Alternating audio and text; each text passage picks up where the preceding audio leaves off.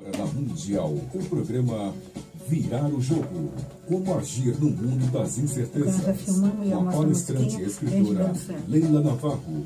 Produção e direção Vanusa Santos.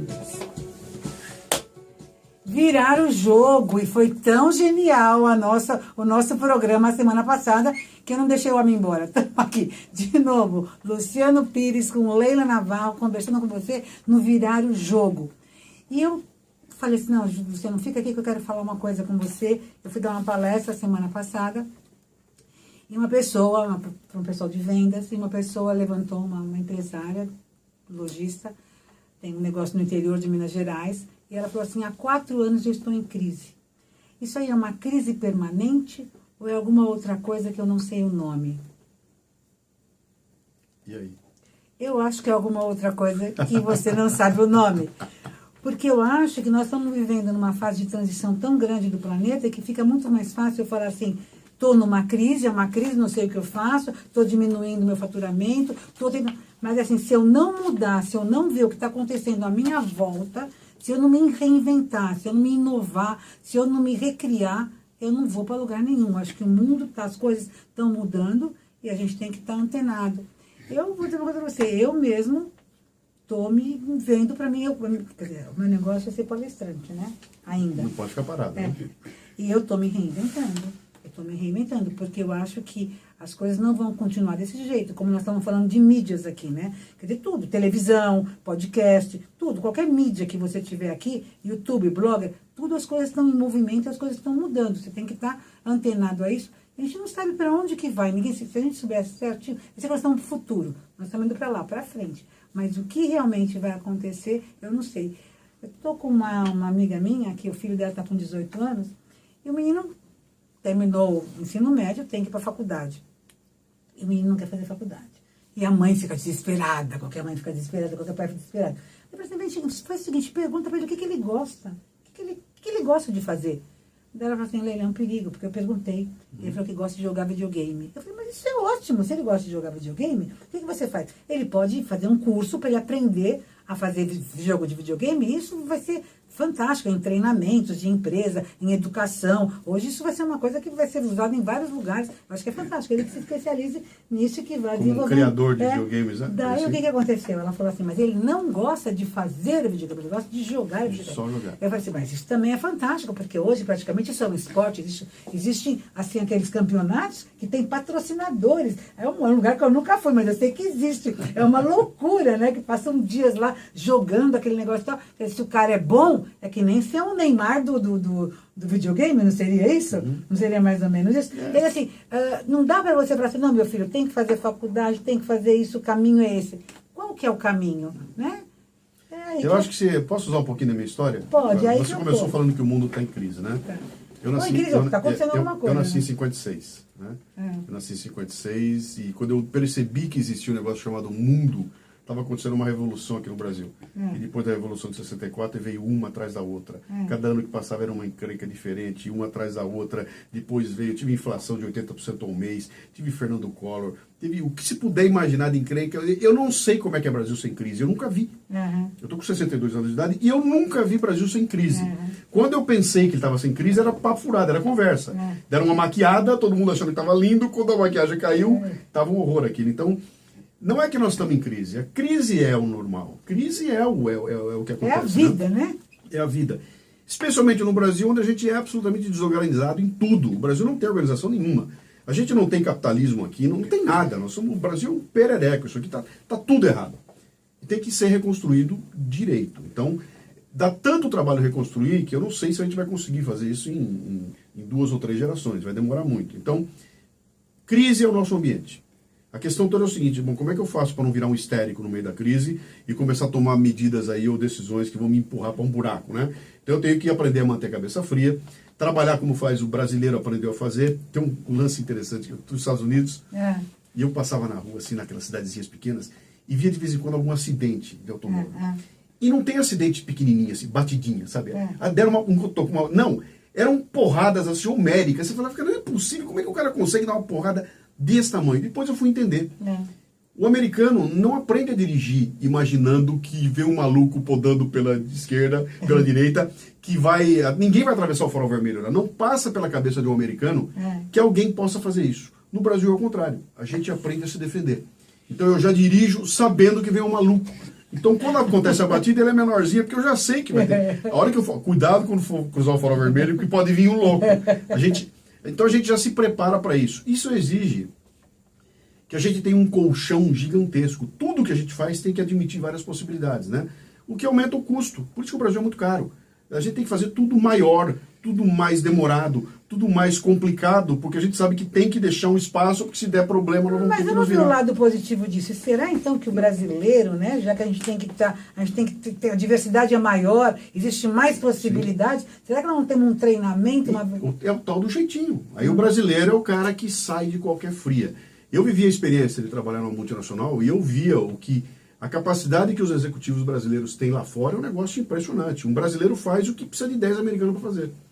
Só que isso é como se fosse um motor funcionando overdrive. O motor está num cúmulo o tempo todo. Não dá, você não consegue viver assim. Você não tem paz, né? Se você piscar, dá errado. Então você tem que estar toda hora arrumando e contornando o assunto, ou seja, a gente não tem competitividade aqui para coisa nenhuma. Não adianta só fazer a reforma da Previdência, ela não vai resolver. Tem uma reforma cultural no Brasil, que é aquela história de, Leila, eu vou passar na tua casa às 8h30, tá? E eu vou às 8h30. E eu chego às 8h30. Começa assim, né? Eu assumo um compromisso e cumpro o compromisso. Como a gente não faz isso no Brasil, tudo fica difícil. A ponto de eu não confiar em você. Você é bandido até provar que não é. Então, vem com o documento, passa no cartório lá, 10 vias, com carimbo, não sei o quê, cria-se um processo gigantesco e nada funciona aqui. Então, para nós é tudo muito difícil ser feito aqui, né? O que dá essa concepção de que é muito complicado, é muita crise. Cara, eu ganho dinheiro no fim do mês e não tenho nada para pagar porque o governo me comeu todo o meu dinheiro, paguei imposto que não louco, não tenho nada em troca. Isso é incompetência gigantesca, né? Isso traz esse conceito de que isso aqui é crise. E a hora que eu vou para os Estados Unidos e ligo para um cara e funciona. Eu liguei, tive um problema num aparelho, o cara trocou na hora. Que isso, cara? Como assim? Um amigo meu comprou aqui no Brasil um ingresso para assistir um jogo lá na Amway Arena, se eu não me engano, em Miami. E ele estava com o filho em Nova York. E o jogo de basquete aconteceria em Miami. Deu uma tempestade terrível, estava inverno, neve, e os aviões não puderam voar, ele não pôde ir no jogo. Olhou para aquilo, perdi o jogo, dancei. Voltou para o Brasil, passou uma semana, chegou um e-mail para ele. Seu fulano, a gente viu que o senhor não compareceu no jogo, não sei o quê. O que aconteceu? E ele não podia ir porque deu problema lá. Olha, o senhor quer usar o seguro? E ele, como todo bom brasileiro, que seguro? Não, o senhor quando comprou o ingresso tinha um seguro para esses caras. O senhor quer usar? Ué, eu quero. Passou 10 dias, chegou um cheque para ele no valor do ingresso e ele recebeu o dinheiro de volta. Qual é o lance? Não é que existe um software que consegue medir, não. Tem alguém moralmente treinado para dizer o seguinte: eu vi que esse cara não foi, eu vou ligar para ele para saber se ele quer de volta o dinheiro. Você imagina onde está o nível de uma sociedade como essa? Aqui no Brasil é o seguinte, cara, o cara não falou nada, fica quieto, não fala nada, deixa esse trouxa. Mas não, mas você acha que não está melhorando nada no Brasil? Mas claro que está. Eu acho que melhorou muita coisa, claro. Né? Eu queria contar uma experiência aqui que eu tenho que contar. Eu comprei um apartamento da Tegra, né? A Tegra é uma incorporadora, que era Brookfield agora se transformou em Tegra. Ela é uma incorporadora de, acho que a origem é canadense. E daí eu comprei na planta.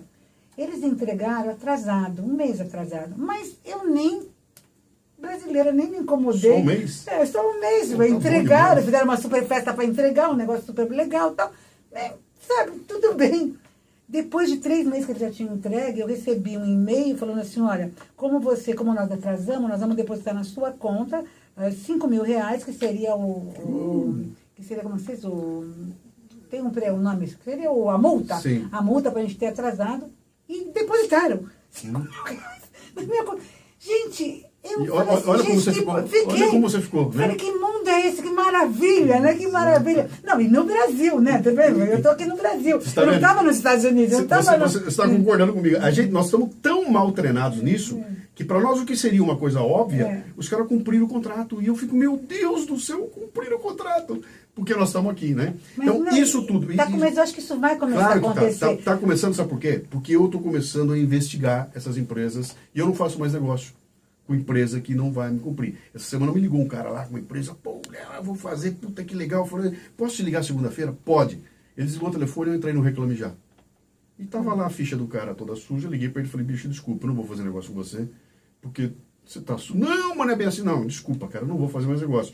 Eu estou selecionando com quem eu posso fazer negócio. E as empresas já entenderam isso e estão preocupadas com isso, né? Ontem eu fiz um evento para a Latam. E a Latam mostrou no evento a preocupação que eles estão tendo de remodelar todo o interior dos aviões, porque eles sabem que eles não são competitivos nas poltronas. Então por quê? Porque, cara, o cara tem que entrar lá, ele tem que estar confortável. Se ele não estiver confortável, ele vai embora para outro lugar, porque a gente está começando a exigir. E aí é que está a base da história toda. Quer dizer, eu não vou admitir mais e ter menos do que eu mereço. E eu acho que a coisa mais legal é fazer o que eu fiz aqui. É você ter um depoimento espontâneo, que ninguém me pediu, que ninguém está me pagando, e eu falar, putz, que legal, né? É você entrar na Latam e falar, pô, que legal o atendimento. É você entrar num lugar, e daí você pega, você tem que contar para os outros, né? Porque a gente quer contar as coisas boas. Quanto vale isso, né? Quanto que vale isso, né? Você lembra daquela história que sempre falou, nos anos 90, sempre falava lá, como é que uma reclamação é ouvida por 15 pessoas e um elogio é ouvido por 3 pessoas, né? Você imagina o poder que é, e a gente sabe isso. Eu faço um negócio muito mais baseado na recomendação que meus amigos me fazem do que no anúncio que eu vi na televisão, né? E a recomendação, ela vem a partir de uma experiência, ela não vem a partir de um anúncio. Ela não vem a partir de uma expectativa. Alguém foi, experimentou, gostou e me contou. Então, quanto vale isso? Isso não há dinheiro que pague, né? Esse é o marketing verdadeiro, que é o marketing da experiência. Então, na medida em que as empresas começarem a tomar consciência disso, nós vamos ver cada vez mais isso acontecendo. Então, estamos cumprindo. E isso é o mundo moderno, porque quando eu vou comprar hoje, quando eu vou escolher um hotel, sinto muito, eu adoro o Google, mas eu não vou no Google, porque o Google não me dá o que eu quero. Se eu vou num Booking, né, por exemplo, ou num outro, ele me dá o hotel e as pessoas que foram lá, se elas gostaram, se está realmente bem localizada. Eu viajo muito sozinha, então eu gosto de saber da localização. Sim. Então, por mais que o cara me mostre um mapinha, hello, o que eu vou ver com o mapinha? Mas se chega um cara lá, e se for brasileiro, eu fui para a Estônia, eu queria ficar bem no centro da cidade, e daí tinha um brasileiro que falou assim, olha... Não é porque é brasileiro, é que você está falando que nem eu, né? Ele tem a mesma necessidade que eu tenho. Fiquei assim, bem, não precisei andar a pé, não precisei pegar carro, eu andei a pé, fiz toda a parte antiga da cidade a pé e tal, não sei o quê, falando na minha linguagem. Aí eu falei, pô, esse é o hotel que eu quero ficar. Então, esses depoimentos, essas coisas, está mudando o mundo, é um outro lugar. Esse é o novo marketing. Esse é o marketing que eu vou ter que prestar. No programa passado nós falamos um pouquinho disso aí, né? Falando das pessoas que estão fazendo a curadoria. No meu caso, eu vou para uma cidade que era um hotel legal. Eu procuro blogs de viagem. Eu não vou nos blogs de hotel, eu vou no blog de viagem. Deixa eu ver o pessoal que faz viagem. Estive em Tiradentes. Como comer bem em Tiradentes? Eu vou no blog dos caras que viajam. E vou ver o cara contar para mim. Ele fala, pô, tem um restaurante do seu fulano, o seu fulano é muito legal. Mas ali vem um depoimento que para mim é muito importante. É de alguém que viveu aquela experiência. Não é um corretor tentando me vender alguma coisa, né? Então, esses intermediários estão saindo todos do jogo. E a gente está indo direto nas fontes agora. E não é no hotel, para dizer que tudo é maravilhoso, é no cara que acabou de sair de lá, né? E se o hotel não cumprir o que promete, ele vai dançar.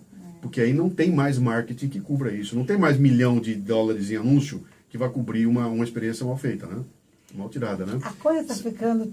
Assim, você tem que estar revendo mesmo, quer dizer, como é que está sendo sua atitude. Essa coisa assim, você está num Big Brother, tudo bem, mas tem um lado positivo disso, né? Porque na hora que você faz você é um profissional, por exemplo, motorista de Uber, ou motorista de táxi, ele está sendo avaliado o tempo inteiro. Sim. Se eu desço do táxi, se eu for para um aplicativo, quer dizer, ou do Uber, ou um outro tipo do 99, eu ponho lá, gostei, não gostei, né? E todo mundo sabe disso. Ele sabe e eu sei também. Então eu tenho que prestar atenção. Nós estamos vivendo uma mudança de mídia, que é uma daquelas mudanças. A humanidade, ela vem andando, Chega um momento, ela encontra alguma coisa no caminho que ela tem que mudar de rumo. Nós estamos vivendo isso agora. Está tendo uma mudança de rumo. Hoje de manhã eu publiquei um post colocando um texto que chegou para mim no grupo da minha família, o grupo das tias. Mandaram para mim um texto de alguém falando do Bolsonaro e defendendo o Bolsonaro. Era um texto com a assinatura do nome de uma mulher, em primeira pessoa. Está acontecendo isso, precisamos ajudar o homem, Terminou o texto. Eu peguei o texto e publiquei e falei, olha, isso aqui chegou para mim pelo WhatsApp da minha família, tá? Olha a estrutura do texto, olha como é que ele foi escrito, dá para entender tudo que foi dito ali, deram nomes aos bois, a pessoa desenhou a ameaça, mostrou qual é a ameaça e está dando o depoimento dela e no final ela pede uma ajuda para mim. Não há fala de William Bonner, editorial de Estadão, que consiga brigar com essa mensagem do WhatsApp. É impossível, cara. Essa mensagem sozinha destrói toda essa mídia que nós conhecemos que está aí, né? E ela está no WhatsApp, ela não está numa mídia social que atinge 1% da população. Ela está no WhatsApp, que atinge 150 milhões de brasileiros, né? Então você imagina essa ferramenta sendo usada para falar mal de um refrigerante. Cara, ninguém mais segura isso. Então, tirar os intermediários do meio, e agora quem fala são as pessoas que estão sofrendo aquela experiência. E antigamente até isso era comprável, né? As pessoas eu compro o Pelé para que ele apareça na televisão falando bem do meu produto. Lembra disso? Eu compro a artista tal para falar bem do meu produto. Acabou. Se o produto não for bom, você pode botar o Pelé falando bem, que vai entrar 10 aninhos depois e falar isso é uma porcaria, eu já usei, não funciona e não tem mais intermediário. Então, quem produz vai ter que prestar atenção nisso. Quem consome já aprendeu qual é o canal.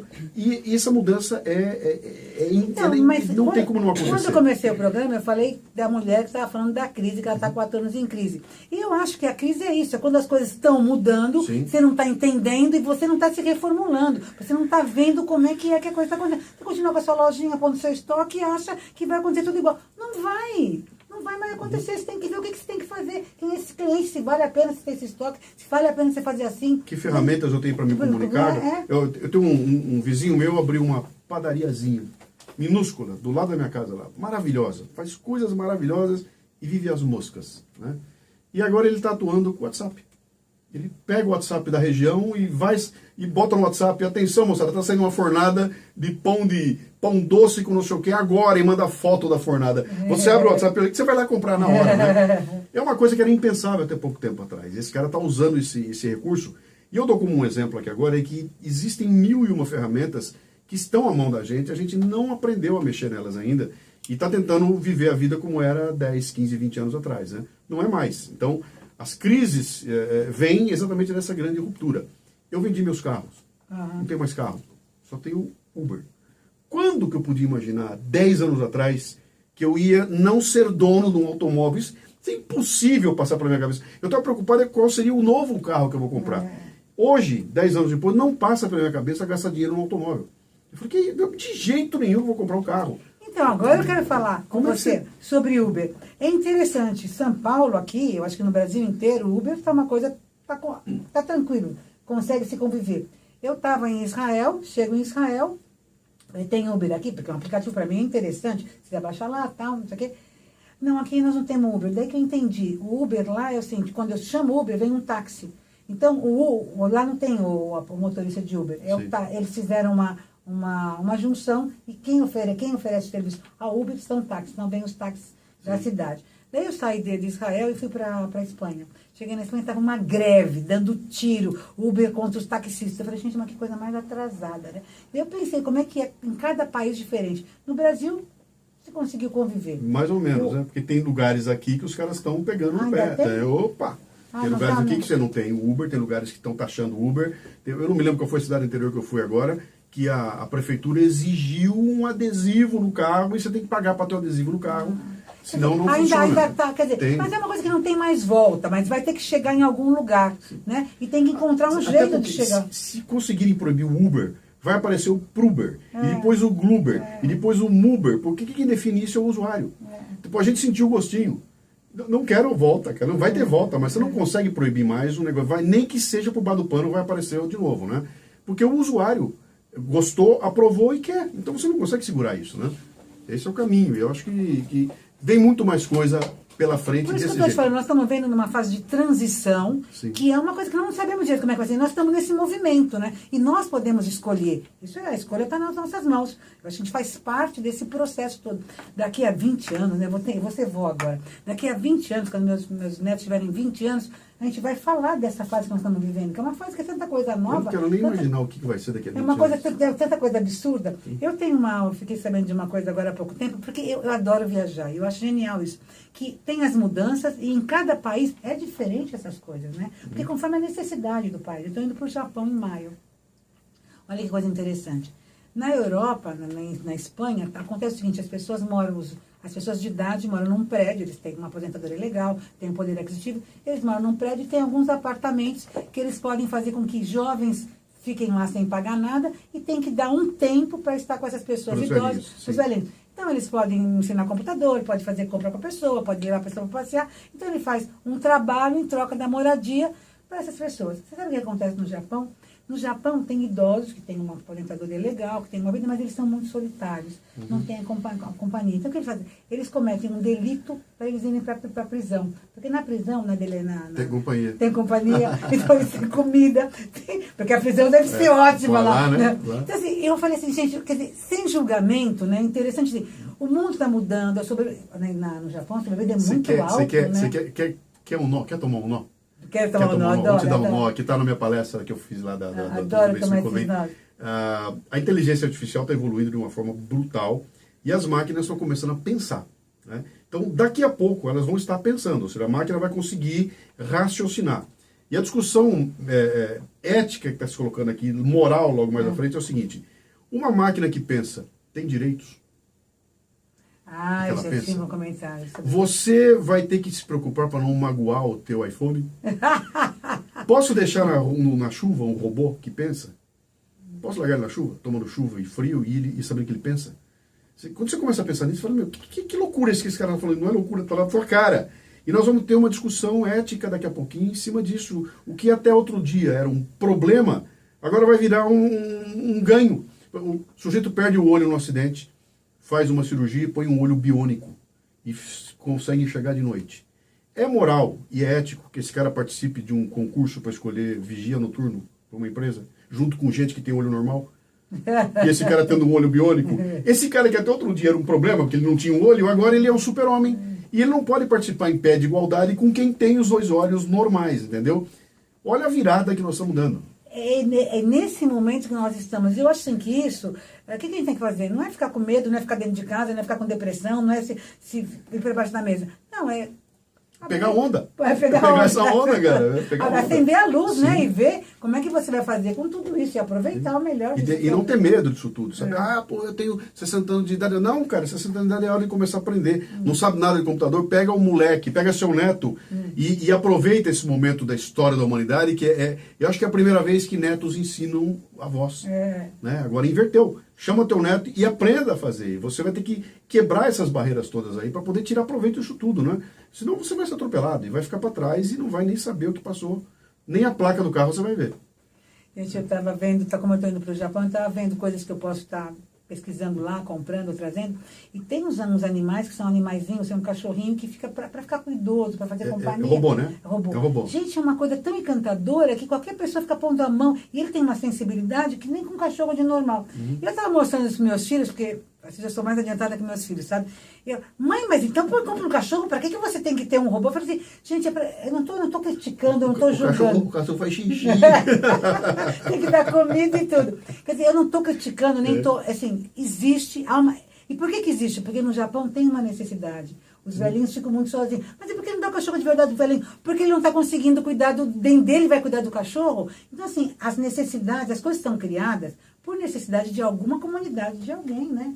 Não é uma coisa assim que vamos... E agora, você tem a Siri aí no teu... tem a Siri aqui. E já tem gente que aprendeu a lidar com ela e conversa com ela. Eu entro em casa, eu não digito mais nada. Eu pergunto, alô Siri, e ela já me responde, pois não. E eu estou falando com o meu celular. Como é que vai estar o tempo hoje? Temperatura amanhã, como é que vai ser? Ela me fala, 25 graus.